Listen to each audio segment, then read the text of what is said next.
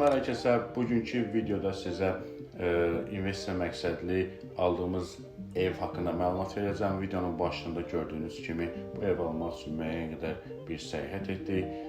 Yaşadığım Miami şəhərindən 2150 km uzaqda yerləşən Connecticut ştatında növbəti evimizi aldıq. İlk öncə niyə öz yaşadığım yerdən 2150 km məsafədə yerləşən bir ştatdan ev aldığım haqqında məlumat verim, səbəbini açıqlayım. Birincisi, bu ştatda mənim laysensım, yəni ev almaq icazəm olduğu üçün bu ştatı seçdim. İkinci bir səbəb, bu ştat heç də Florida ştatından geri qalmır. Bazar çox qaynayır, evlər tez satılır. Həm də ki, bu evin yerləşdiyi ərazi həm New Yorka yaxın, həm dənizə yaxın olduğu üçün. Başqa bir səbəb isə məktəb dərəcələrinin çox yüksək olması. Şu məktəblərin olması bu ərazilərin təhlükəsiz olması kimi dəyərləndirir. Onun üçün bir çox ailə uşaqları və ya özləri üçün belə bir ərazilərdə yaşamağa daha çox üstünlük verir. İndi isə gəlin sizə ev haqqında məlumat verim. Bu evi $620.000 aldıq. 4 yataq otağı və 2 hamam otağından ibarətdir.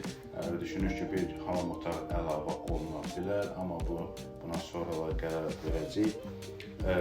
Videodan gördüyünüz kimi bu evin ciddi təmirə ehtiyacı var. Bizim də işimiz budur. Təmirə ehtiyacı olan evləri alıb, təmir edib və satırıq. İndi isə gəlin sizə qısaca nə işlər görüləcək haqqında məlumat verim. Dam örtüyü artıq dəyişilib, çünki köhnə idi. Amerika standartlarına uyğun deyildi. Onun üçün Amerikada ev aldığınızda sığorta almalısınız və evin ən əsas yerlərindən biri isə evin damıdır. Əgər evin damı su buraxırsa və ya köhnədirsə, sizə sığorta almaq mümkün olmayacaq. Olsa belə çox yüksək olacaq qiyməti. Növbəti mərhələ isə evin içinin tamamilə divarların, yerin dağılmasıdır. Mətbəxin biraz böyüdülməsidir, çünki mətbəx çox kiçikdir. Bu prosesə demolition deyilir. Demolition olduqdan sonra biz evin divarlarını və yer örtüyünü yeniləyəcəyik. Amerikada normalda təzə modern evlərdə çox vaxt aboylardan istifadə olunmur. %90 evlərdə bütün evlər klassikalanır. Köhnə evlərdə isə gördüyünüz kimi videolardan divarlarda aboylar var. Bu artıq köhnə staylı deyə istifadə etmirik. Videolarda gördüyünüz kimi evin hamam otaqları çox köhnədir.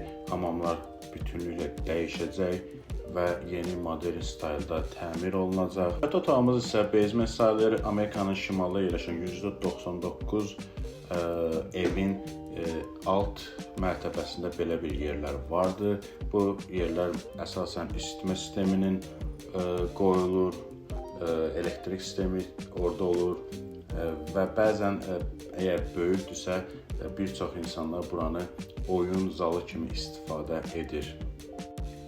Bugünkü videomuz bu qədər. Əgər sən də Amerikada ev almaq barəsində sualın varsa və ya daşınmaz əmlak sahəsində investisiya etmək istəyirsənsə və ya sualın varsa, komment bölməsində öz sualını bildir. Bütün suallarınıza cavab verəcəm. Təşəkkürlər.